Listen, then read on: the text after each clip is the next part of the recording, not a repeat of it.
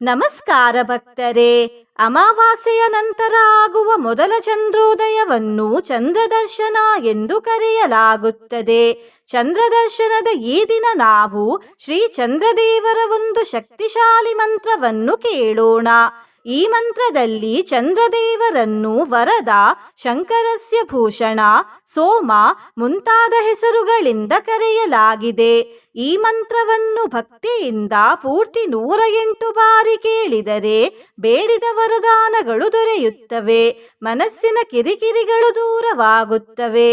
ಆರೋಗ್ಯ ಭಾಗ್ಯ ದೊರೆಯುತ್ತದೆ ಮತ್ತು ಸಮೃದ್ಧಿ ಪ್ರಾಪ್ತಿಯಾಗುತ್ತದೆ. ಇಂದಿನ ಭಗವದ್ಗೀತೆಯ ಜ್ಞಾನ ಹೀಗಿದೆ. ಈ ಶ್ಲೋಕದಲ್ಲಿ ಶ್ರೀಕೃಷ್ಣ ದೇವರು ಶ್ರೀ ಅರ್ಜುನರಿಗೆ ಬುದ್ಧಿಮಾತೊಂದನ್ನು ಹೇಳುತ್ತಿದ್ದಾರೆ. ಶ್ಲೋಕವು ಹೀಗಿದೆ: ಅವ್ಯಕ್ತೋ ಅಯಮಚಿಂತ್ಯೋ ಅಯಮವಿಕಾರ್ಯೋ ಅಯಮುಚ್ಯತೆ ತಸ್ಮಾದೇವಂ ವಿದಿತ್ವೈನಂ ನಾನುಶೋಚಿತುಮರ್ಹಸಿ. ಈ ಶ್ಲೋಕದ ಅರ್ಥ ಹೀಗಿದೆ: ಇವನು ಅವ್ಯಕ್ತನು, ಇಂದ್ರಿಯಗಳಿಗೆ ಅಗೋಚರ, ಅಚಿಂತ್ಯನು, ಮನಸ್ಸಿನಿಂದ ತಿಳಿಯಲು ಅಸಾಧ್ಯ, ಅವಿಕಾರ್ಯನು, ವಿಕಾರರಹಿತನು ಎಂದು ಹೇಳಲ್ಪಡುತ್ತಾನೆ. ಆದ್ದರಿಂದ ನೀನು ಈ ಆತ್ಮನು ಇಂಥವನೆಂದು ತಿಳಿದು ಶೋಕಿಸುವುದು ಯೋಗ್ಯವಲ್ಲ ಎಂದು. ಭಕ್ತರೇ, ನೀವು ಚಾನಲಿಗೆ ಹೊಸದಾಗಿ ಬಂದಿದ್ದರೆ ಚಾನಲನ್ನು ಸಬ್ಸ್ಕ್ರೈಬ್ ಮಾಡಿ, ಹತ್ತಿರವಿರುವ ಬೆಲ್ ಬಟನ್ ಪ್ರೆಸ್ ಮಾಡಿ, ಆಲ್ ಅನ್ನುವ ಆಪ್ಷನ್ ಅನ್ನು ಸೆಲೆಕ್ಟ್ ಮಾಡಿ. ಮಂತ್ರ ಕೇಳುವಾಗ ಕಾಪಾಡಿ ಸೋಮದೇವರೇ ಎಂದು ಕಮೆಂಟ್ ಮಾಡಿ ಮತ್ತು ವಿಡಿಯೋಗೆ ಲೈಕ್ ಮಾಡಿ. ಭಕ್ತರೇ, ಕಣ್ಣು ಮುಚ್ಚಿ ಮಂತ್ರವನ್ನು ಪೂರ್ತಿ 108 ಸರ್ತಿ ಕೇಳಿ. ಚಂದ್ರಂ ನಮಾಮಿ ವರದಂ ಶಂಕರಸ್ಯ ವಿಭೂಷಣಂ, ಸೋಮದೇಹಿ ಮಮಾರೋಗ್ಯಂ ಸುಧಾಪೂರಿತಮಂಡಲಂ. ಚಂದ್ರಂ ನಮಾಮಿ ವರದಂ ಶಂಕರಸ್ಯ ವಿಭೂಷಣಂ, ಸೋಮದೇಹಿ ಮಮಾರೋಗ್ಯಂ ಸುಧಾಪೂರಿತಮಂಡಲಂ. ಚಂದ್ರಂ ನಮಾಮಿ ವರದಂ ಶಂಕರಸ್ಯ ವಿಭೂಷಣಂ, ಸೋಮದೇಹಿ ಮಮಾರೋಗ್ಯಂ ಸುಧಾಪೂರಿತಮಂಡಲಂ. ಚಂದ್ರಂ ನಮಾಮಿ ವರದಂ ಶಂಕರಸ್ಯ ವಿಭೂಷಣಂ, ಸೋಮದೇಹಿ ಮಮಾರೋಗ್ಯಂ ಸುಧಾಪೂರಿತಮಂಡಲಂ. ಚಂದ್ರಂ ನಮಾಮಿ ವರದಂ ಶಂಕರಸ್ಯ ವಿಭೂಷಣಂ, ಸೋಮದೇಹಿ ಮಮಾರೋಗ್ಯಂ ಸುಧಾಪೂರಿತಮಂಡಲಂ. ಚಂದ್ರಂ ನಮಾಮಿ ವರದಂ ಶಂಕರಸ್ಯ ವಿಭೂಷಣಂ, ಸೋಮದೇಹಿ ಮಮಾರೋಗ್ಯಂ ಸುಧಾಪೂರಿತಮಂಡಲಂ. ಚಂದ್ರಂ ನಮಾಮಿ ವರದಂ ಶಂಕರಸ್ಯ ವಿಭೂಷಣಂ, ಸೋಮದೇಹಿ ಮಮಾರೋಗ್ಯಂ ಸುಧಾಪೂರಿತಮಂಡಲಂ. ಚಂದ್ರಂ ನಮಾಮಿ ವರದಂ ಶಂಕರಸ್ಯ ವಿಭೂಷಣಂ, ಸೋಮದೇಹಿ ಮಮಾರೋಗ್ಯಂ ಸುಧಾಪೂರಿತಮಂಡಲಂ. ಚಂದ್ರಂ ನಮಾಮಿ ವರದಂ ಶಂಕರಸ್ಯ ವಿಭೂಷಣಂ, ಸೋಮದೇಹಿ ಮಮಾರೋಗ್ಯಂ ಸುಧಾಪೂರಿತಮಂಡಲಂ. ಚಂದ್ರಂ ನಮಾಮಿ ವರದಂ ಶಂಕರಸ್ಯ ವಿಭೂಷಣಂ, ಸೋಮದೇಹಿ ಮಮಾರೋಗ್ಯಂ ಸುಧಾಪೂರಿತಮಂಡಲಂ. ಚಂದ್ರಂ ನಮಾಮಿ ವರದಂ ಶಂಕರಸ್ಯ ವಿಭೂಷಣಂ, ಸೋಮದೇಹಿ ಮಮಾರೋಗ್ಯಂ ಸುಧಾಪೂರಿತಮಂಡಲಂ. ಚಂದ್ರಂ ನಮಾಮಿ ವರದಂ ಶಂಕರಸ್ಯ ವಿಭೂಷಣಂ, ಸೋಮದೇಹಿ ಮಮಾರೋಗ್ಯಂ ಸುಧಾಪೂರಿತಮಂಡಲಂ. ಚಂದ್ರಂ ನಮಾಮಿ ವರದಂ ಶಂಕರಸ್ಯ ವಿಭೂಷಣಂ, ಸೋಮದೇಹಿ ಮಮಾರೋಗ್ಯಂ ಸುಧಾಪೂರಿತಮಂಡಲಂ. ಚಂದ್ರಂ ನಮಾಮಿ ವರದಂ ಶಂಕರಸ್ಯ ವಿಭೂಷಣಂ, ಸೋಮದೇಹಿ ಮಮಾರೋಗ್ಯಂ ಸುಧಾಪೂರಿತಮಂಡಲಂ. ಚಂದ್ರಂ ನಮಾಮಿ ವರದಂ ಶಂಕರಸ್ಯ ವಿಭೂಷಣಂ, ಸೋಮದೇಹಿ ಮಮಾರೋಗ್ಯಂ ಸುಧಾಪೂರಿತಮಂಡಲಂ. ಚಂದ್ರಂ ನಮಾಮಿ ವರದಂ ಶಂಕರಸ್ಯ ವಿಭೂಷಣಂ, ಸೋಮದೇಹಿ ಮಮಾರೋಗ್ಯಂ ಸುಧಾಪೂರಿತಮಂಡಲಂ. ಚಂದ್ರಂ ನಮಾಮಿ ವರದಂ ಶಂಕರಸ್ಯ ವಿಭೂಷಣಂ, सोमदेहि ममारोग्यं सुधापूरितमण्डलम् चन्द्रं नमामि वरदं शङ्करस्य विभूषणम् सोमदेहि ममारोग्यं सुधापूरितमण्डलम् चन्द्रं नमामि वरदं शङ्करस्य विभूषणम् सोमदेहि ममारोग्यं सुधापूरितमण्डलम् चन्द्रं नमामि वरदं शङ्करस्य विभूषणम् सोमदेहि ममारोग्यं सुधापूरितमण्डलम् चन्द्रं नमामि वरदं शङ्करस्य विभूषणम् सोमदेहि ममारोग्यं सुधापूरितमण्डलम् चन्द्रं नमामि वरदं शङ्करस्य विभूषणम्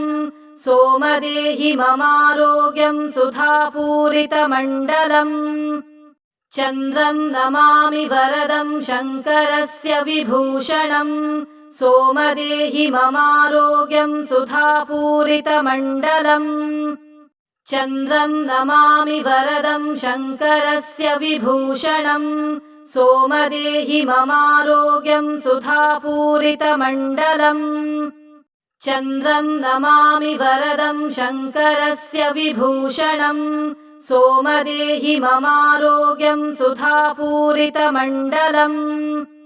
चन्द्रं नमामि वरदं शङ्करस्य विभूषणम् सोमदेहि ममारोग्यं सुधापूरितमण्डलम् चन्द्रं नमामि वरदं शङ्करस्य विभूषणम् सोमदेहि ममारोग्यं सुधापूरितमण्डलम् चन्द्रं नमामि वरदं शङ्करस्य विभूषणम्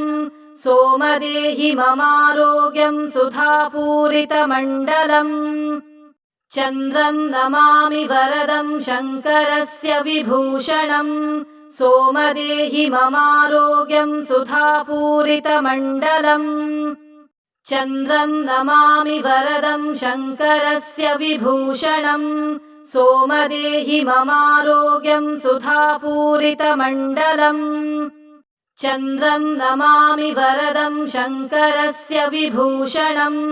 सोमदेहि ममारोग्यं सुधापूरितमण्डलम् चन्द्रं नमामि वरदं शङ्करस्य विभूषणम् सोमदेहि ममारोग्यं सुधापूरितमण्डलम् चन्द्रं नमामि वरदं शङ्करस्य विभूषणम् सोमदेहि ममारोग्यं सुधापूरितमण्डलम् चन्द्रं नमामि वरदं शङ्करस्य विभूषणम् सोमदेहि ममारोग्यं सुधापूरितमण्डलम् चन्द्रं नमामि वरदं शङ्करस्य विभूषणम् सोमदेहि ममारोग्यं सुधापूरितमण्डलम् चन्द्रं नमामि वरदं शङ्करस्य विभूषणम् सोमदेहि ममारोग्यं सुधापूरितमण्डलम् चन्द्रं नमामि वरदं शङ्करस्य विभूषणम् सोमदेहि ममारोग्यं सुधापूरितमण्डलम् चन्द्रं नमामि वरदं शङ्करस्य विभूषणम् सोमदेहि ममारोग्यं सुधापूरितमण्डलम् चन्द्रं नमामि वरदं शङ्करस्य विभूषणम् सोमदेहि ममारोग्यं सुधापूरितमण्डलम् चन्द्रं नमामि वरदं शङ्करस्य विभूषणम् सोमदेहि ममारोग्यं सुधापूरितमण्डलम् चन्द्रं नमामि वरदं शङ्करस्य विभूषणम् सोमदेहि ममारोग्यं सुधापूरितमण्डलम् चन्द्रं नमामि वरदं शङ्करस्य विभूषणम् सोमदेहि ममारोग्यं सुधापूरितमण्डलम् चन्द्रं नमामि वरदं शङ्करस्य विभूषणम् सोमदेहि ममारोग्यं सुधापूरितमण्डलम् चन्द्रं नमामि वरदं शङ्करस्य विभूषणम् सोमदेहि ममारोग्यं सुधापूरितमण्डलम् चन्द्रं नमामि वरदं शङ्करस्य विभूषणम् सोमदेहि ममारोग्यं सुधापूरितमण्डलम् चन्द्रं नमामि वरदं शङ्करस्य विभूषणम् सोमदेहि ममारोग्यं सुधापूरितमण्डलम् चन्द्रं नमामि वरदं शङ्करस्य विभूषणम् सोमदेहि ममारोग्यं सुधापूरितमण्डलम् चन्द्रं नमामि वरदं शङ्करस्य विभूषणम् सोमदेहि ममारोग्यं सुधापूरितमण्डलम् चन्द्रं नमामि वरदं शङ्करस्य विभूषणम् सोमदेहि ममारोग्यं सुधापूरितमण्डलम् चन्द्रं नमामि वरदं शङ्करस्य विभूषणम् सोमदेहि ममारोग्यं सुधापूरितमण्डलम् चन्द्रं नमामि वरदं शङ्करस्य विभूषणम् सोमदेहि ममारोग्यं सुधापूरितमण्डलम् चन्द्रं नमामि वरदं शङ्करस्य विभूषणम् सोमदेहि ममारोग्यं सुधापूरितमण्डलम् चन्द्रं नमामि वरदं शङ्करस्य विभूषणम् सोमदेहि ममारोग्यं सुधापूरितमण्डलम् चन्द्रं नमामि वरदं शङ्करस्य विभूषणम् सोमदेहि ममारोग्यं सुधापूरितमण्डलम् चन्द्रं नमामि वरदं शङ्करस्य विभूषणम् सोमदेहि ममारोग्यं सुधापूरितमण्डलम् चन्द्रं नमामि वरदं शङ्करस्य विभूषणम् सोमदेहि ममारोग्यं सुधापूरितमण्डलम् चन्द्रं नमामि वरदं शङ्करस्य विभूषणम् सोमदेहि ममारोग्यं सुधापूरितमण्डलम् चन्द्रं नमामि वरदं शङ्करस्य विभूषणम् सोमदेहि ममारोग्यं सुधापूरितमण्डलम् चन्द्रं नमामि वरदं शङ्करस्य विभूषणम् सोमदेहि ममारोग्यं सुधापूरितमण्डलम् चन्द्रं नमामि वरदं शङ्करस्य विभूषणम् सोमदेहि ममारोग्यं सुधापूरितमण्डलम् चन्द्रं नमामि वरदं शङ्करस्य विभूषणम् सोमदेहि ममारोग्यं सुधापूरितमण्डलम् चन्द्रं नमामि वरदं शङ्करस्य विभूषणम् सोमदेहि ममारोग्यं सुधापूरितमण्डलम् चन्द्रं नमामि वरदं शङ्करस्य विभूषणम् सोमदेहि ममारोग्यं सुधापूरितमण्डलम् चन्द्रं नमामि वरदं शङ्करस्य विभूषणम् सोमदेहि ममारोग्यं सुधापूरितमण्डलम् चन्द्रं नमामि वरदं शङ्करस्य विभूषणम् सोमदेहि ममारोग्यं सुधापूरितमण्डलम् चन्द्रं नमामि वरदं शङ्करस्य विभूषणम् सोमदेहि ममारोग्यं सुधापूरितमण्डलम् चन्द्रं नमामि वरदं शङ्करस्य विभूषणम् सोमदेहि ममारोग्यं सुधापूरितमण्डलम् चन्द्रं नमामि वरदं शङ्करस्य विभूषणम् सोमदेहि ममारोग्यं सुधापूरितमण्डलम् चन्द्रं नमामि वरदं शङ्करस्य विभूषणम् सोमदेहि ममारोग्यं सुधापूरितमण्डलम् चन्द्रं नमामि वरदं शङ्करस्य विभूषणम् सोमदेहि ममारोग्यं सुधापूरितमण्डलम्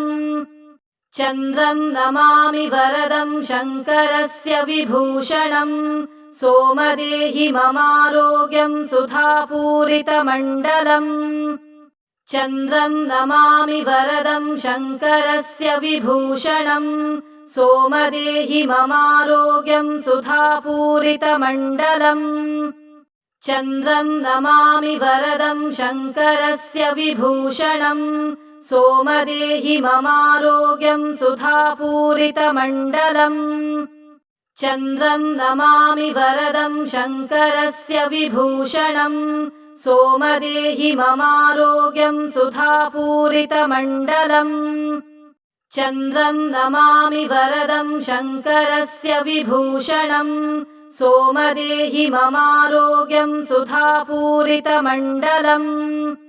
चन्द्रं नमामि वरदं शङ्करस्य विभूषणम् सोमदेहि ममारोग्यं सुधापूरितमण्डलम् चन्द्रं नमामि वरदं शङ्करस्य विभूषणम् सोमदेहि ममारोग्यं सुधापूरितमण्डलम् चन्द्रं नमामि वरदं शङ्करस्य विभूषणम् सोमदेहि ममारोग्यं सुधापूरितमण्डलम् चन्द्रं नमामि वरदं शङ्करस्य विभूषणम् सोमदेहि ममारोग्यं सुधापूरितमण्डलम् चन्द्रं नमामि वरदं शङ्करस्य विभूषणम् सोमदेहि ममारोग्यं सुधापूरितमण्डलम् चन्द्रं नमामि वरदं शङ्करस्य विभूषणम् सोमदेहि ममारोग्यं सुधापूरितमण्डलम् चन्द्रं नमामि वरदं शङ्करस्य विभूषणम् सोमदेहि ममारोग्यं सुधापूरितमण्डलम् चन्द्रं नमामि वरदं शङ्करस्य विभूषणम् सोमदेहि ममारोग्यं सुधापूरितमण्डलम् चन्द्रं नमामि वरदं शङ्करस्य विभूषणम् सोमदेहि ममारोग्यं सुधापूरितमण्डलम् चन्द्रं नमामि वरदं शङ्करस्य विभूषणम् सोमदेहि ममारोग्यं सुधापूरितमण्डलम् चन्द्रं नमामि वरदं शङ्करस्य विभूषणम् सोमदेहि ममारोग्यं सुधापूरितमण्डलम् चन्द्रं नमामि वरदं शङ्करस्य विभूषणम् सोमदेहि ममारोग्यं सुधापूरितमण्डलम् चन्द्रं नमामि वरदं शङ्करस्य विभूषणम् सोमदेहि ममारोग्यं सुधापूरितमण्डलम् चन्द्रं नमामि वरदं शङ्करस्य विभूषणम् सोमदेहि ममारोग्यं सुधापूरितमण्डलम् चन्द्रं नमामि वरदं शङ्करस्य विभूषणम् सोमदेहि ममारोग्यं सुधापूरितमण्डलम् चन्द्रं नमामि वरदं शङ्करस्य विभूषणम् सोमदेहि ममारोग्यं सुधापूरितमण्डलम् चन्द्रं नमामि वरदं शङ्करस्य विभूषणम् सोमदेहि ममारोग्यं सुधापूरितमण्डलम् चन्द्रं नमामि वरदं शङ्करस्य विभूषणम् सोमदेहि ममारोग्यं सुधापूरितमण्डलम् चन्द्रं नमामि वरदं शङ्करस्य विभूषणम् सोमदेहि ममारोग्यं सुधापूरितमण्डलम् चन्द्रं नमामि वरदं शङ्करस्य विभूषणम् सोमदेहि ममारोग्यं सुधापूरितमण्डलम् चन्द्रं नमामि वरदं शङ्करस्य विभूषणम् सोमदेहि ममारोग्यं सुधापूरितमण्डलम्